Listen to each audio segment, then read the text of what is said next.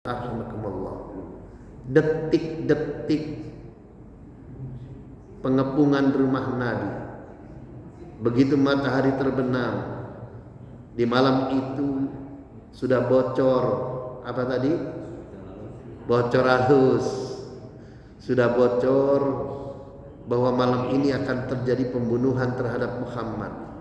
Serombongan pemuda, kalau di dalam kitab Tarikh Munawwar Khalil itu dijelaskan 100 orang pemuda mengepung rumah Nabi. Ada yang di kiri, ada yang di kanan, ada yang di belakang, dan ada yang di depan. Rumah Nabi dikepung dengan pagar betis. Jadi menjadi rapat, lalu kemudian tidak mungkin akan bisa Nabi meloloskan diri untuk bisa keluar untuk hijrah ke Madinah. Hadirin kaum muslimin rahimakumullah. Tatkala di tengah malam, malam yang makin mencekam, Abu Jahal berteriak-teriak berorasi. Muhammad menyangka kalau kita mengikuti Muhammad maka kita akan menjadi penguasa bangsa Arab dan kita akan menjadi raja atas bangsa-bangsa lain. Kata Muhammad, kalau orang Islam sudah mati nanti akan dihidupkan kembali, dan kalau sudah dihidupkan kembali nanti akan masuk surga. Kalau di surga nanti akan dikasih makan enak-enak dan bidadari-bidadari cantik dan pakaian yang baik-baik. Itu kata Muhammad. Memang Abu Jahal ini orang yang paling menghina dan menista. Nabi dari dalam rumahnya kemudian menjawab, "Na'am ana aqulu dzalika anta adu." Kata Nabi, "Iya, saya berkata demikian. Engkau adalah salah satu orang yang akan menghuni neraka." Subhanallah. Hadirin kaum muslimin rahimakumullah. Lalu kemudian atas perintah Nabi malam itu, Nabi Muhammad sallallahu alaihi wasallam memerintahkan Ali agar tidur di tempat tidurnya yang biasa dan juga memakai selimut yang biasa dipakai oleh Nabi. Di saat larut malam, penjagaan makin lengah, angin bertiup sepoi-sepoi basah, dingin malam makin dingin, menjadi semuanya terkantuk atas izin Allah. Mata melek ora weruh gong. Mata melek ora weruh gong. Apa ini? Hadirin rahimakumullah. Nabi kemudian, nah ini yang disebut wasilah.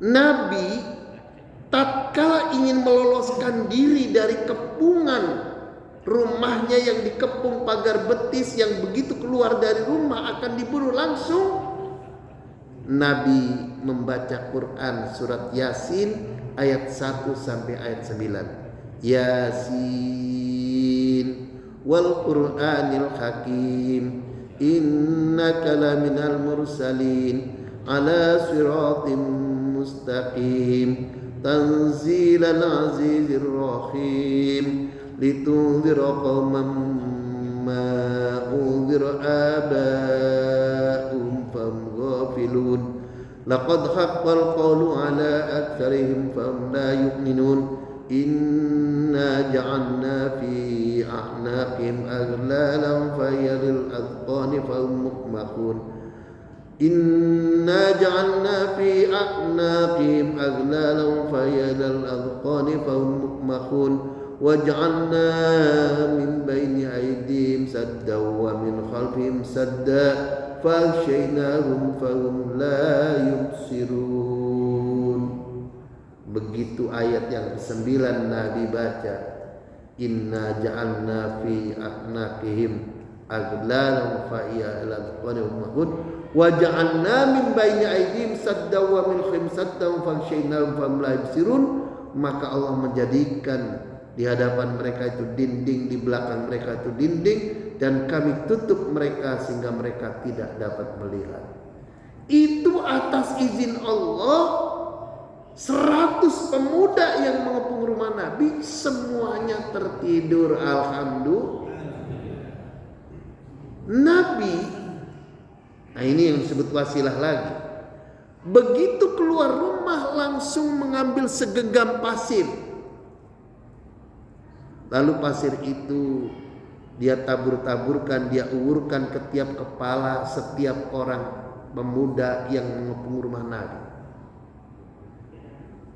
Dalam riwayat yang lain, lalu kemudian Nabi menyelinap, menyamper Abu Bakar dan kemudian menuju ke Gua Thur. Hadirin kaum muslimin rahimakumullah.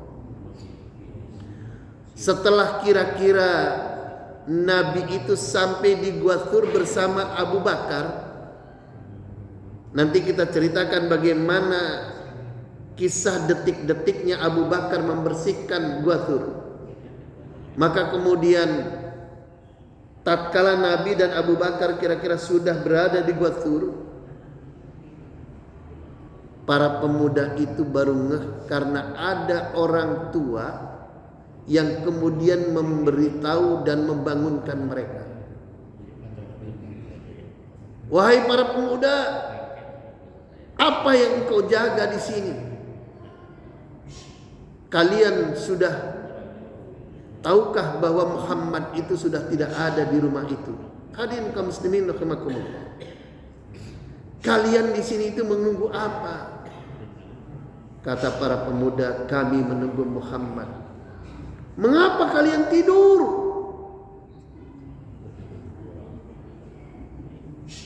Lalu kemudian para pemuda itu tidak percaya bahwa Nabi itu sudah pergi. Lalu kemudian kakek tua itu mengatakan, coba kalian periksa tiap-tiap kepala kalian. Di atas kepala kalian itu ada pasir di kepala kalian. Lalu mereka memeriksanya dan ternyata betul bahwa di kepala mereka itu ada pasir yang ditaburkan oleh Nabi ke kepala-kepala mereka. Hadirin kaum muslimin rahimakumullah. Lalu kemudian mereka mendesak, bukankah mereka itu masih tidur ketika kami ngintip Nabi masih tidur? Karena ternyata memang yang tidur di tempat tidur Nabi itu adalah Ali. Hadirin kaum muslimin rahimakumullah. Akhirnya kemudian para pengepung rumah Nabi itu menggedor-gedor pintu dan ternyata kemudian dibuka oleh Sayyidina Ali. Sayyidina Ali lalu ditanya, "Kemana Muhammad?" Ali menjawab, "Aku tidak tahu." Lalu kemudian mereka mengancam Ali, "Kalau engkau tidak memberitahu di mana Muhammad dan kemana Muhammad, aku bunuh engkau dengan pedang ini." Ali menjawab, "Sekalipun kau bunuh aku, leherku dipotong-potong, aku tetap mengatakan aku tidak tahu, karena memang aku tidak tahu." Akhirnya Sayyidina Ali ditarik keluar, ditendang, ditempeleng, ditinju, diludahi. Tetap saja Sayyidina Ali konsisten menjawab tidak tahu. Alhamdulillah.